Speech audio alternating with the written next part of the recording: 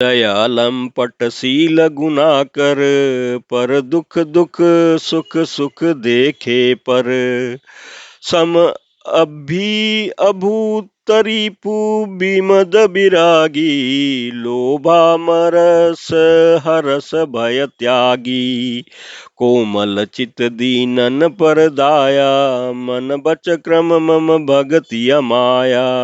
सबहि मान प्रद आपु अमानी, भरत प्राण सम मम ते प्राणी। विगत काम मम नाम परायण, शांति विरति विनति मुदितायन। शीतलता सरलता मयत्री, द्विज पद प्रीति धर्म जनयत्री। ये सब लक्षण बसहि जासु उर, जानेउ तात संत संततपुर। समदम नियम नीति नहीं डोलही, परुष बचन कबहू नहीं बोलही। निंदा स्तुति अभय समो, ममता मद पद कंज। ते सज्जन मम प्राण प्रिय, गुण मंदिर सुख पुंज। प्रमात सियावर रामचंद्र शंकर जी भजो। उत्तरकांड दोहा 38। इस चौपाई के प्रसंग में तुलसीदास जी कहते हैं कि संत विषयों में लंपट लिप्त नहीं होते, शील और सद्गुणों की खान होते हैं।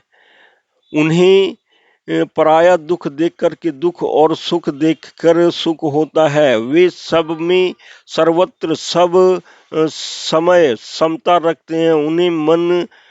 उनके मन कोई उनका शत्रु नहीं है। वे मद से रहित और वैराग्यवान होते हैं तथा लोभ क्रोध हर्ष और भय का त्याग किए हुए रहते हैं।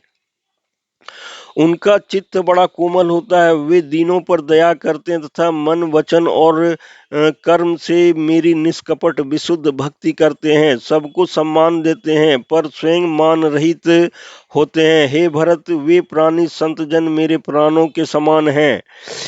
उनको कोई कामना नहीं होती है। वो मेरे नाम के परायण होते हैं। शांति वैराग्य विनय और प्रसन्नता के घर होते हैं। उनमें शीतलता सरलता सबके प्रति मित्र भाव और ब्राह्मण के चरणों में प्रीति होती है जो धर्मों को उत्पन्न करने वाली है।